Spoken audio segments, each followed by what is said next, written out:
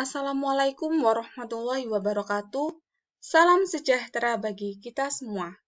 Perkenalkan kami dari kelompok 3, Prodi Pendidikan Sejarah Offering C 2018. Di sini kami akan mempresentasikan dari makalah geohistory kita untuk menempuh mata kuliah geohistory yang diampu oleh Bapak Blasio Suprapta dengan judul Geohistory Lembah Sungai Kuning atau Sungai Huangho pada masa Kekaisaran. Anggota kelompok kami yang pertama ada Muhammad Rafif Ardiansah dan yang kedua Nadia Fitriani. Tiongkok kuno terletak di benua Asia. Pada wilayah tersebut mengalir sungai yaitu Sungai Huangho yang terletak di lembah Sungai Kuning sekitar 3000 sebelum Masehi. Sungai Kuning terletak di pegunungan Wenlun dan bermuara di Teluk Sili di Laut Kuning. Sungai ini merupakan sungai terpanjang kedua di Cina dan merupakan sungai terpanjang di Tiongkok. Para ahli mengungkapkan alasan mengapa Sungai Huangho disebut sebagai Sungai Kuning karena endapan lumpur yang berasal dari Gurun Gobi yang dibawa oleh angin hingga ke lembah Sungai Huangho merupakan endapan lumpur yang berwarna kuning. Berbicara tentang kajian kebudayaan di lembah Sungai Kuning, di mana tidak adanya data tertulis mengenai munculnya fenomena hasil kebudayaan di lembah Sungai Kuning, sehingga pada makalah ini akan dijelaskan lebih lanjut mengenai kondisi fisik alamiah dan hubungannya dengan munculnya persebaran hasil kebudayaan. Hal tersebut berkaitan dengan bagaimana manusia dan alam memiliki hubungan atau keterkaitan satu sama lain. Berdasarkan dari penjelasan di atas, munculnya beberapa pertanyaan. Bagaimana lahirnya persebaran hasil kebudayaan di lembah Sungai Kuning?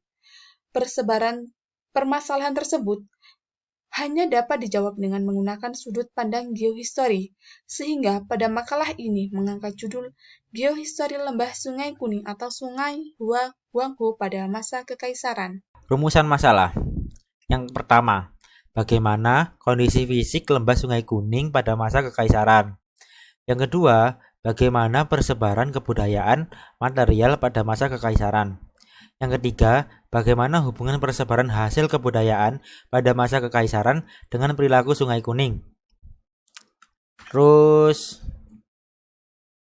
tujuan. Yang pertama itu untuk mengetahui kondisi fisik lembah Sungai Kuning pada masa Kekaisaran. Yang kedua, bertujuan untuk mengetahui persebaran kebudayaan material pada masa Kekaisaran. Yang ketiga, untuk mengetahui hubungan persebaran hasil kebudayaan pada masa Kekaisaran dengan perilaku lembah Sungai Kuning.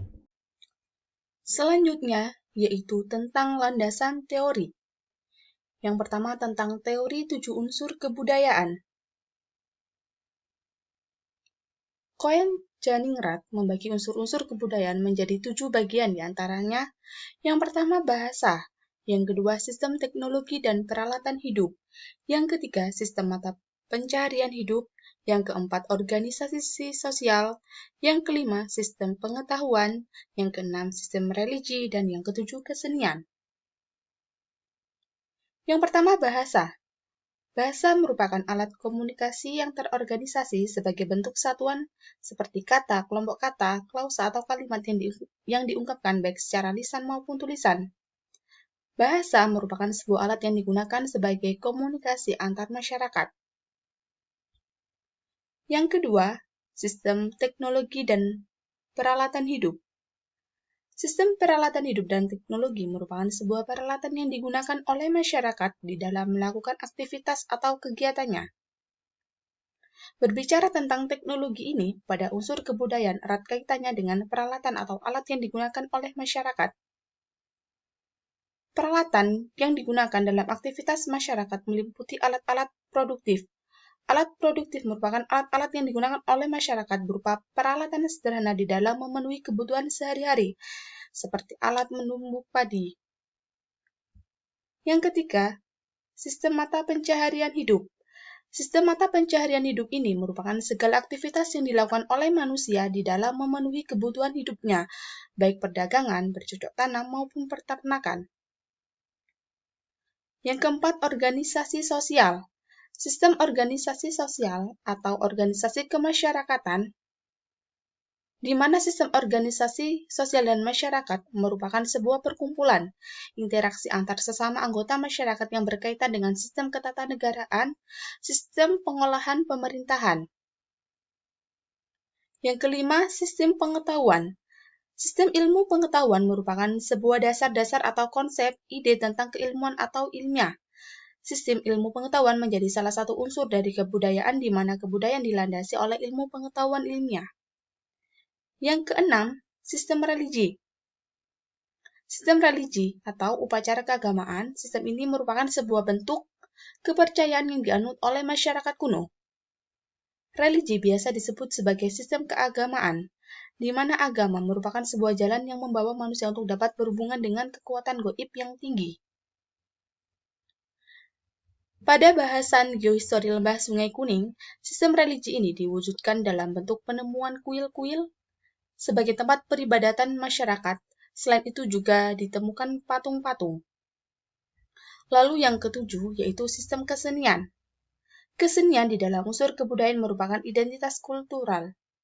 Aktivitas yang dilakukan oleh masyarakat yang menghasilkan sesuatu yang bernilai atau memiliki nilai seni.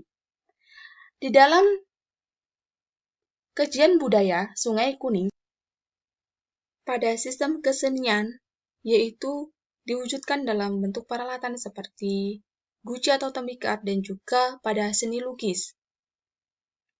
Lalu berikutnya yaitu tentang teori peradaban. Peradaban diartikan sebagai suatu kehidupan masyarakat yang sudah mencapai tingkat kehalusan tata susila dan kebudayaan yang luhur. Jadi dapat dikatakan jika peradaban merupakan sebuah kumpulan dari kehidupan masyarakat yang sudah mengalami arah kemajuan baik dari ilmu pengetahuan, seni, sastra, maupun tingkat sosial. Teori peradaban dibagi menjadi yang pertama, dimensi kebentukan. Yang kedua, dimensi keruangan. Yang ketiga, dimensi waktu. Dan yang keempat, dimensi struktural. Yang pertama, dimensi kebentukan. Dimensi kebentukan terbagi menjadi 4 bagian diantaranya bahasa, agama, ideologi, rasisme, serta etnisme. Bahasa merupakan sebuah sistem yang digunakan sebagai alat komunikasi antar masyarakat. Agama merupakan sebuah ajaran tentang keimanan atau sistem kepercayaan yang merupakan hubungan dengan Sang Pencipta. Ideologi merupakan landasan tentang tujuan manusia. Rasisme dan etnisme merupakan suatu yang menjadi pembeda antar masyarakat, sehingga terciptanya perbedaan budaya, kultur, dan lain-lain. Yang kedua, dimensi keruangan. Dimensi keruangan merupakan hal yang menjadi pembeda antara peradaban. Terdapat beberapa jenis dimensi keruangan, diantaranya dimensi makro, dimensi mikro, dan dimensi skala semi mikro. Lalu yang keempat yaitu dimensi waktu. Dimensi waktu berhubungan dengan adanya permulaan peradaban, di mana pada peradaban Sungai Kuning itu dimulai pada zaman Kekaisaran. Yang ketiga yaitu dimensi struktural. Pada dimensi struktural ini meliputi berbagai aspek yaitu aspek politik, aspek ekonomi, serta aspek agama. Dalam lembah Sungai Kuning ini, kami mengelompokkan menjadi 3 dimensi. Yang pertama tentang dimensi keruangan, di mana dimensi keruangan ini, Sungai Kuning itu merupakan sungai yang berasal dari gunungan Quenlin yang bermuara di Teluk Sili, Laut Kuning. Kemudian ada dimensi waktu. Dimensi waktu pada kajian geohistori lembah Sungai Kuning, yaitu meliputi pada zaman Kekaisaran, yaitu pada masa dinasti Qin, masa dinasti Han, masa dinasti Utara dan Selatan, masa dinasti Jin, dan masa dinasti Tang. Lalu, dimensi struktural. Dimensi struktural merupakan aspek yang meliputi aspek politik, aspek ekonomi, dan aspek agama. Adapun aspek politiknya dibahas pada kajian Sungai Kuning yaitu pada masa pemerintahan Kekaisaran. Aspek ekonomi meliputi sistem mata pencaharian pada masyarakat Sungai Kuning yaitu pertanian. Lalu sedangkan aspek kepercayaan yaitu tentang sistem agama, di mana Sungai Kuning mempercayai dewa-dewa yang dianggap suci karena memiliki kekuatan spiritual. Yang selanjutnya yaitu tentang teori geohistori. Teori geohistori merupakan sebuah teori di dalam menganalisa kejadian tentang manusia, fisik, serta fakta geografi di masa lampau. Teori geohistori terbagi menjadi 5, yaitu yang pertama, model determinisme lingkungan, yang kedua, posibilisme lingkungan, yang ketiga, ekologi kebudayaan, yang keempat, model ekosistem, yang kelima, model aktor. Yang pertama tentang teori determinisme lingkungan. Teori determinisme lingkungan ini mengatakan bahwa terdapat hubungan antara manusia dan segala aktivitasnya itu ditentukan oleh alam. Sedangkan posibilisme lingkungan mengatakan jika alam tidak menentukan, tetapi alam itu hanya memberikan peluang saja, yang menentukan yaitu manusia itu sendiri. Yang ketiga tentang ekologi kebudayaan. Ekologi kebudayaan merupakan suatu pengetahuan yang dimiliki oleh manusia di dalam memahami lingkungan budaya. Yang keempat tentang model ekosistem. Model ekosistem lingkungan merupakan sebuah model yang menganggap jika kebudayaan merupakan sebuah adaptasi fungsional. Yang kelima, model aktor. Model aktor ini merupakan sebuah model di mana terfokuskan pada manusia, di mana manusia sebagai yang membuat keputusan bagaimana untuk berinteraksi dengan lingkungan.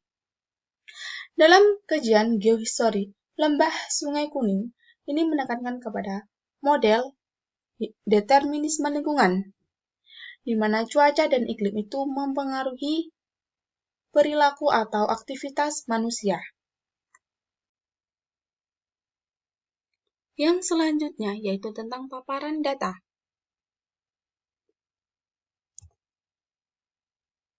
Yang pertama tentang kondisi fisik alamiah lembah Sungai Kuning pada masa Kekaisaran Cina. Sungai Kuning terletak di negara Cina. Negara Cina merupakan salah satu negara yang memiliki peradaban tertua di dunia. Peradaban Cina dimulai dari peradaban lembah Sungai Kuning. Cina sendiri secara astronomis terletak di antara 18 derajat lintang utara sampai 48 derajat lintang utara dan 74 derajat bujur timur sampai 146 derajat bujur timur. Di mana berdasarkan kondisi astronomi, Cina memiliki iklim sedang pada bagian utara, memiliki iklim subtropik pada bagian tengah, dan memiliki iklim tropis pada bagian selatan. Salah satu sungai yang berada di Cina yaitu Sungai Kuning. Tampak yang terlihat pada peta sudah jelas di mana Sungai Kuning itu merupakan sungai yang berasal dari pegunungan Kwenlun yang terletak di Tibet.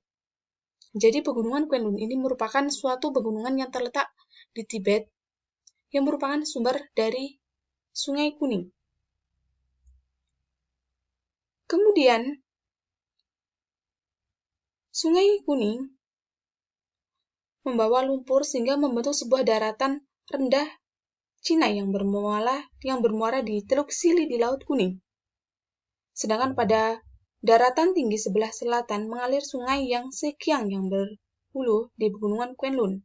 Pada hilir sungai terdapat dataran rendah Cina yang subur sehingga dijadikan sebagai kawasan di dalam bercocok tanam.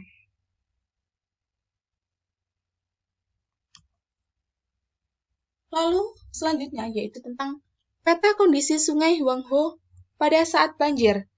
Jadi ini merupakan peta bagaimana kondisi Sungai Kuning pada saat banjir.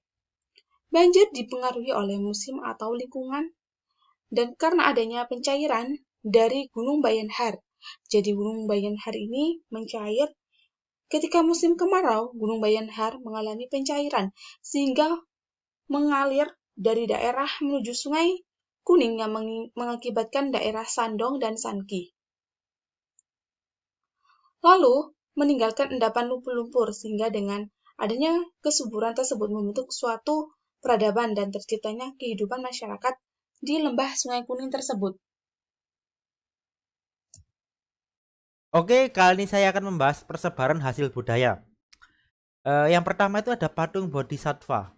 Patung Bodhisattva merupakan peninggalan dari kebudayaan dinasti Kekaisaran Cina, yaitu pada masa dinasti tahun 570. Patung ini terbuat dari kapur tersebar ke provinsi Yinan. Yang kedua itu ada puncak Sembian Pagoda Shandong. Puncak Sembian Pagoda Sandong merupakan budaya peninggalan dari dinasti Tang yang selesai dibangun pada abad ke-7 sebelum Masehi. Terdapat miniatur-miniatur set pagoda. Yang ketiga itu ada tembok besar Cina. Pencapaian konstruksi terbesar di Cina adalah tembok sepanjang 2.500 km yang dibangun dari ujung ke ujung di perbatasan utara. Yang keempat, ada kuil Zhonghang. Kuil ini dibangun pada masa dinasti Tang, yaitu tahun 605 sampai dengan 650 sebelum Masehi. Disebut Zhonghang berarti rumah Sang Buddha sebagai penghormatan. Kuil ini merupakan kuil sebagai tempat atau vihara suci di Tibet. Yang kelima, ada patung pemain alat musik pipa. Salah satu peninggalan budaya yaitu patung pemain alat musik pipa. Patung ini terletak pada masa dinasti Shui, yaitu ditemukan di Daxin. Terus ada kuil Daishin. Kuil Daishin terletak di Yanta Xiansangqi. Kuil ini dibangun pada tahun 648, yaitu pada masa dinasti Tang. Kuil ini dibangun sebagai wujud ritual dalam memperingati ibunya permaisuri Zhangxun. Terus ada kuil Zhengwo. Kuil Zhengwo merupakan kuil dari yang terletak di Handongchun, Provinsi Shaanxi, Tiongkok. Kuil ini merupakan kuil yang dibangun pada masa dinasti Han Timur. Terus ada pagoda Angsa-lia Raksasa. Pagoda Angsa-lia Raksasa terletak di selatan Xi'an, Shaanxi, Cina, yang dibangun pada tahun 652, yaitu pada masa dinasti Tang. Kemudian ada tembikar. Keramik merupakan salah satu ciri khas dari peninggalan peradaban Tiongkok. Corak dari tembikar yaitu aam atau naturalis, dan tembikar ini tersebar di seluruh wilayah Hinang. Dan yang terakhir itu ada lukisan. Lukisan di dinding menggambarkan sebuah menara, di mana lukisan tersebut merupakan kebudayaan yang tersebar di Chang'an. Dan ini adalah peta persebaran hasil kebudayaan material lembah Sungai Kuning pada masa kejayaan atau kekaisarannya. Ada tembok raksasa Tiongkok, kuil Zhengwo, pagoda Angsa-lia Raksasa, puncak 9 pagoda, lukisan, kuil Daishin, guci, patung pemain alat musik pipa, patung bodhisattva, dan kuil Zhonghang. Selanjutnya yaitu masuk ke dalam bab pembahasan.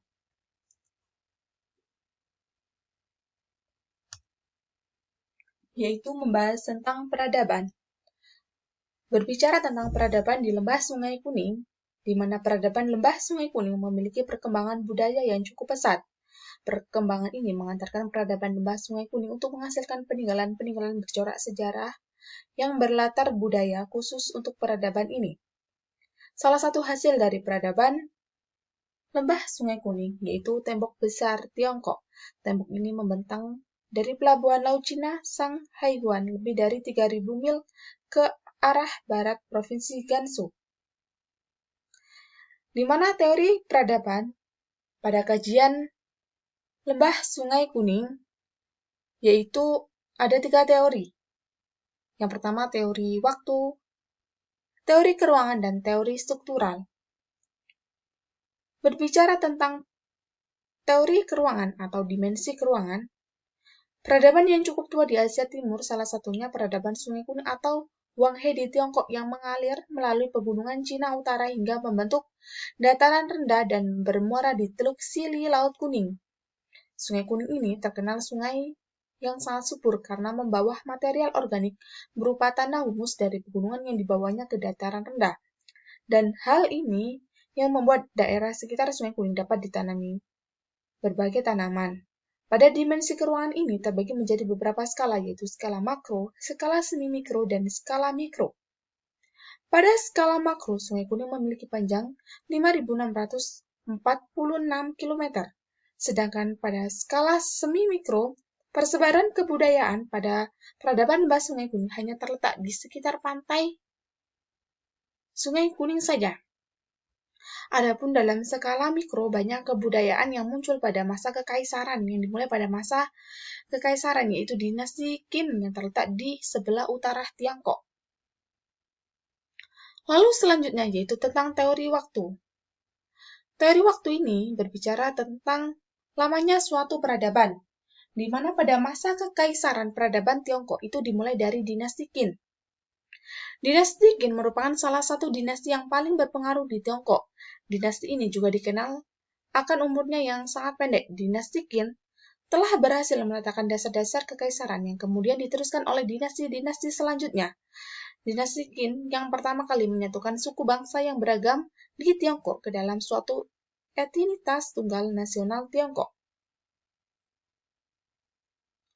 Dalam pemerintahan Qin, Shi Huang menetapkan bentuk bahasa tulis yang distandarkan dan sistem penulisan tangan yang mudah digunakan. Penetapan standarisasi bahasa tulis sangat penting perannya dalam menggiatkan pertukaran budaya di seluruh negeri.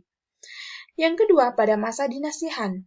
Setelah runtuhnya dinasti Qin, dinasti Han mulai berdiri di tangan Liu Bang dan Han Guozhou, sekaligus sebagai seorang kaisar pertama bagi dinasti Han. Dinasti Han terbagi menjadi dua bagian, yakni dinasti Han bagian barat dan dinasti Han bagian timur, dengan kota Chang'an sebagai pusatnya. Pada masa pemerintahan Han Guozhou berlangsung selama 7 tahun lamanya, yang selama pemerintahnya meningkatkan penguasaan sentralisasi pemerintahan dan menjalankan pemberdayaan rakyat, sehingga kekuatan negara menjadi sangat kokoh. Lalu selanjutnya, dinasti Han Timur ini didirikan oleh Liu Qiu. Ia menggulingkan kekuasaan Han Barat dengan tetap mempertahankan nama Han sebagai nama kekuasaannya dan hanya memindahkan pusat kekuasaannya, yakni dari Chang'an ke Luoyang di daerah Tiongkok bagian tengah. Lalu berikutnya yaitu dinasti Tiga Negara. Dinasti ini berlangsung selama pemberontakan Serban Kuning. Pada masa ini munculnya 3 negara dengan memiliki kaisar masing-masing. Dinasti ini merupakan ujung dari masa pemerintahan dinasti Han. Yang keempat yaitu dinasti Jin dan 16 negara. Dinasti Jin merupakan sebuah dinasti yang mempersatukan Tiongkok setelah terpecahnya menjadi 3 negara bagian. Dinasti Jin ini sudah masuk ke dalam kekaisaran Cina. Yang kelima yaitu dinasti Utara dan Selatan. Dinasti Utara dan Selatan pada peradaban Tiongkok terbagi menjadi 2 wilayah, yaitu dinasti bagian utara dan dinasti bagian selatan, di mana dinasti bagian selatan merupakan penerus dari dinasti Jin. Lalu yang keenam yaitu dinasti Sui. Dinasti Sui merupakan dinasti yang menjadi peletak dasar bagi dinasti selanjutnya, yaitu dinasti Tang, di mana sebelumnya peradaban Tiongkok terbagi menjadi 6 negara bagian dengan dinasti Sui berhasil menyatukan kembali. Lalu yang ketujuh, yaitu pada dinasti Tang, merupakan salah satu dinasti yang berpengaruh di peradaban Tiongkok. Dinasti ini menggantikan dinasti Sui yang berumur pendek. Dinasti Tang didirikan oleh Li Yuan tahun 618 Masehi dengan kota Chang'an sebagai pusatnya. Lalu yang ketiga, yaitu tentang teori struktural. Berbicara tentang teori struktural yang terdapat di dalam peradaban, pada dimensi struktural ini memuat beberapa aspek politik, ekonomi, dan agama. Adapun aspek politik yang dibahas yaitu tentang masa pemerintahan kekaisaran, yaitu pada abad ke-2 sampai ke-7 Masehi. Pada aspek ekonomi meliputi sistem mata pencaharian pada masyarakat Sungai Kuning yaitu pertanian karena memiliki wilayah yang subur dari endapan lumpur yang dibawa dari pegunungan Kuen-Lun. Sedangkan pada sistem agama yaitu tentang sistem agama di mana Sungai Kuning ini mempercayai dewa-dewa yang dianggap suci yang memiliki kekuatan spiritual. Selanjutnya tentang hubungan persebaran hasil kebudayaan pada masa kekaisaran dengan perilaku Sungai Kuning. Teori determinisme merupakan sebuah paham yang mengatakan terdapat hubungan antara manusia dan segala aktivitasnya ditentukan oleh alam.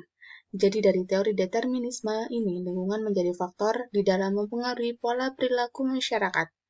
Dalam teori ini mengatakan bagaimana lingkungan dapat memberikan pengaruh terhadap sebuah wilayah, salah satunya lembah Sungai Kuning. Sungai Kuning seperti yang dijelaskan pada bab sebelumnya di mana Sungai Kuning bersumber di daerah pegunungan Kuen-Lun di Tibet. Setelah melalui sebuah daerah pegunungan Cina Utara, sungai panjang yang membawa lumpur kuning membentuk sebuah dataran rendah Cina yang bermuara di Teluk Sili di Laut Kuning. Sedangkan pada dataran tinggi sebelah selatan mengalir sungai Yangtze yang berhulu di pegunungan Kuen-Lun. berbicara tentang lingkungan, di mana manusia dengan lingkungan merupakan dua hal yang berkaitan erat, di mana manusia itu memiliki hubungan timbal balik dengan alam.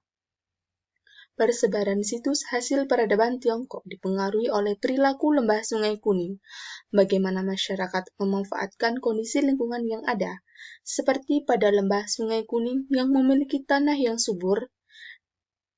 Sungai tersebut telah membawa lumpur yang dibawa dari pegunungan Quendun di Tibet yang membuat warna air sungai tersebut menjadi kuning yang mengalir melalui daerah pegunungan Cina Utara hingga membentuk dataran rendah dan bermuara di Teluk Sili di Laut Kuning.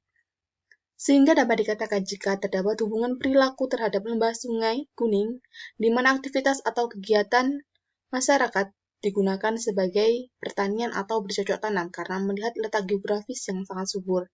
Selain itu, tanah yang subur juga dipengaruhi oleh banjir. Banjir diakibatkan oleh cuaca atau iklim yang terjadi pada Sungai Huanghe, di mana pada musim kemarau, Gunung Bayanhar itu mengalami pencairan sehingga mencair daerah menuju Sungai Huanghe yang mengakibatkan daerah Shandong dan Shanxi meninggalkan endapan lumpur-lumpur. Sehingga dengan adanya kesuburan tersebut membentuk peradaban dan terciptanya kehidupan masyarakat. Sehingga dapat dikatakan jika adanya hubungan terhadap perilaku lembah Sungai Kuning dari kesuburan tanah sehingga membentuk sebuah peradaban. Dari sebuah peradaban dapat membentuk kebudayaan. Tampak pada peta hubungan persebaran hasil kebudayaan terhadap lembah Sungai Kuning. Pada masa kekaisaran, wilayah yang subur akibat banjir ini dimanfaatkan untuk membangun bangunan sebagai wujud restorasi wilayah pada masa pemerintahan seperti membangun bangunan monumental seperti tembok besar, kuil untuk peribadatan, serta jenis seni kerajinan yang lain yang dilakukan oleh masyarakat seperti seni lukis, seni tembikar, dan lain sebagainya. Jadi dapat dikatakan, jika terdapat hubungan antara persebaran hasil kebudayaan dengan lembah Sungai Kuning. Jadi perilaku atau aktivitas manusia itu ditentukan oleh alam sesuai dengan teori determinisme lingkungan. Oke, kesimpulan dari PowerPoint ini adalah berdasarkan paparan data kondisi geografi Sungai Kuning dan peninggalan kebudayaan Tiongkok kuno, maka diperoleh sebuah analisis geostory, hubungan geografi Sungai Kuning dengan persebaran kebudayaan masyarakat Tiongkok kuno di lembah Sungai Kuning. Di mana pada proses analisis ini menggunakan teori determinisme, lingkungan yang dihubungkan dengan kajian geografi, kondisi lembah Sungai Kuning, dan peninggalan kebudayaan yang dianalisis menggunakan kajian geostory. Dengan adanya teori determinisme, lingkungan dapat diketahui bagaimana hubungan antara lingkungan alam dan lingkungan manusia di Sungai Kuning. Sungai Kuning sendiri atau bisa disebut dengan Sungai Huanghe yang terletak di pegunungan Quenlu dan bermuara di Teluk Sili terletak di luar Laut Kuning. Pada kawasan lembah Sungai Kuning ini, penduduk Tiongkok kuno membentuk sebuah peradaban yang menciptakan atau membuat adanya kebudayaan. Tiongkok kuno terkenal dengan peradaban kuno dengan bangunan-bangunan serta seni. Bangunan tersebut oleh masyarakat digunakan sebagai tempat ibadah atau tempat peribadatan serta budaya seni seperti guci yang dapat dimanfaatkan sebagai tempat menyimpan hasil panen. Sehingga dapat disimpulkan bahwa perilaku dan kehidupan manusia ditentukan oleh alam sesuai dengan teori determinisme lingkungan. Tiongkok kuno merupakan sebuah wilayah yang terletak di benua Asia. Salah satu sungai yang terdapat di Tiongkok kuno yaitu Lembah Sungai Kuning. Di Lembah Sungai Kuning adanya fenomena kebudayaan, tetapi tidak ditemukan adanya sumber tertulis. Jadi kajian tersebut dapat dikaji menggunakan teori determinisme lingkungan, di mana lingkungan alam itu mempengaruhi adanya persebaran kebudayaan. Di mana Sungai Kuning itu mengalami banjir sehingga memiliki tanah yang subur. Pembangunan-bangunan monumental seperti kuil, yaitu kuil Jokang, kuil Dacian, kuil Zengou, tembok besar Cina. Selain itu juga ditemukan benda material di bidang kesenian. Jadi dapat disimpulkan dengan adanya teori determinisme lingkungan, dapat diketahui persebaran fenomena kebudayaan di sekitar lembah Sungai Kuning. Terdapat hubungan antara lingkungan alam dan perilaku manusia di lembah Sungai Kuning sehingga munculnya persebaran kebudayaan. Presentasi dari kelompok kami, terima kasih.